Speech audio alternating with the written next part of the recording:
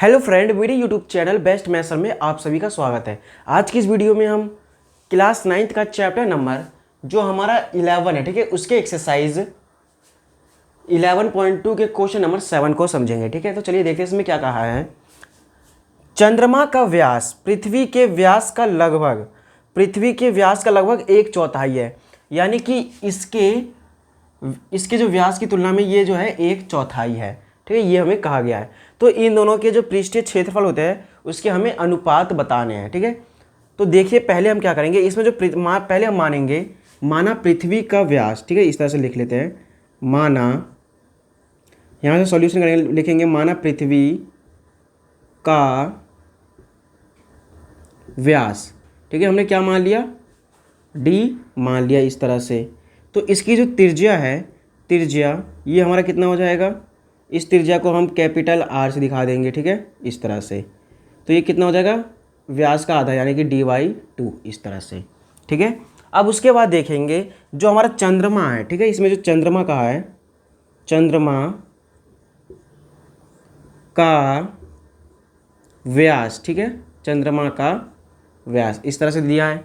तो इसमें क्या कहा है, जो चंद्रमा का व्यास है ना वो पृथ्वी के व्यास का लगभग 1/4 है। ठीक है, यानी कि इसका व्यास हमें डी दे रखा है। ठीक है, और जो इसका है ना व्यास 1/4 है, यानी कि 1/4। ठीक है, 1/4 है, तो कितना हो जाएगा dy/4 इस तरह से। ठीक है, तो आई होप आपको इतना समझ में आ गया। उसके बाद इसका त्रिज्या क्या हो जाएगा, इसका त्रिज्या देख लेते हैं। त्रिज्या को ये कैपिटल से दिखाया, इसको हम स्मॉल r से दिखा देंगे इस तरह से। तो dy/4 हमें ये दे रखा है, और इसका जो होता है ऊपर क्या होता है हमारा व्यास, और नीचे क्या हो जाएगा त्रिज्या, यानी कि 2 इस तरह से। इसके नीचे कुछ नहीं है, 1 मान लेंगे इस तरह से। फिर उसके बाद देखिए dy/4 और इंटू 1 ऊपर चला जाएगा, बट्टे में 2 हो जाएगा, यानी कि d और 4 दूनी 8। ये हमारा आ गया इन दोनों का त्रिज्या। ठीक है, इस तरह से। अब हमें क्या कहा है इसमें, देखिए इसमें हमें कहा है कि दोनों के पृष्ठीय क्षेत्रफलों के अनुपात ज्ञात कीजिए। तो लिखेंगे दोनों के पृष्ठीय क्षेत्रफलों के अनुपात। ठीक है, ये हम लिख देंगे अनुपात, ये हमें निकालना है। तो जैसा कि आपको पता है कि ये जो हमारा पृथ्वी, जैसा कि पता है, एक मतलब गोला के ही आकार का है, और ये जो हमारा चंद्रमा है ये भी हमारा गोले के ही आकार का है। तो पहले चंद्रमा दे रखा है, तो लिखेंगे चंद्रमा का क्षेत्रफल, और ये जो पृथ्वी है तो लिख देंगे पृथ्वी का क्षेत्रफल या फिर पृष्ठीय क्षेत्रफल।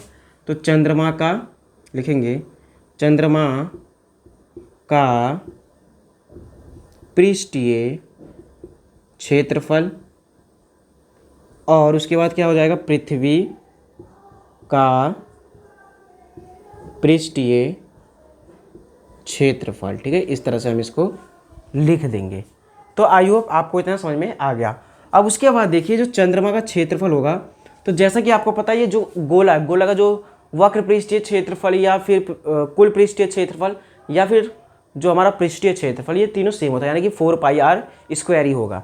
तो लिख देंगे, अगर गोले का क्षेत्रफल का बस सिर्फ ये बोल दे कि गोले का क्षेत्रफल, तो गोले का क्षेत्रफल चाहे वक्र पूछ ले, चाहे कुल पूछ ले, चाहे कुछ भी पूछ ले, ठीक है, लेकिन हमारा जो क्षेत्रफल रहेगा वो 4πr² रहेगा।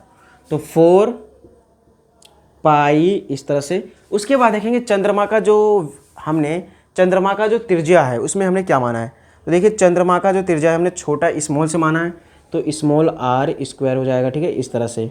उसके बाद 4π और ये कैपिटल R² इस तरह से, क्योंकि हमने ये माना है। अब इसका हमें अनुपात निकालना है। ठीक है, तो देखेंगे पहले ये 4 और ये 4 कट गया, पाई से पाई गया, तो r² बाई स्मॉल r और कैपिटल R बचा इसमें। ठीक है, तो स्मॉल r देखेंगे पहले, स्मॉल r हमारा कितना है, स्मॉल r जो है हमारा dy/8 का स्क्वायर, फिर बटे में जो हमारा कैपिटल है, कैपिटल हमारा देखेंगे, कैपिटल ये रहा, यानी कि dy/2। ठीक है, ये dy/8 और ये dy/2 का स्क्वायर। तो यहाँ पर देखेंगे d², 8 × 8 = 64, उसके बाद d² और 2 दूनी 4 इस तरह से। ठीक है, अब इसमें हम क्या करेंगे, ये जो हमारा d² है और ये 64 है, ये ऐसे रहेगा गुना, ये जो हमारा भाग में है वो ये ऊपर जाके गुना में हो जाएगा, तो हो जाएगा 4/d²। ये संख्या चेंज हो जाती है, ठीक है।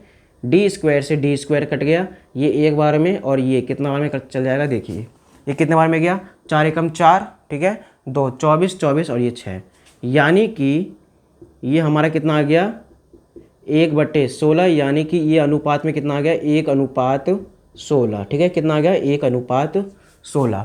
तो इस तरह से जो क्वेश्चन नंबर हमारा 7 था वो कंप्लीट हुआ। इसमें आपको ज़्यादा कोई परेशानी नहीं हुई होगी, ठीक है। तो आई होप आपको ये क्वेश्चन अच्छे से समझ में आ गया होगा। तो इसी के साथ क्वेश्चन नंबर जो हमारा 7 था वो कंप्लीट हुआ। अब मिलेंगे नेक्स्ट वीडियो में, जब तक के लिए धन्यवाद और थैंक यू।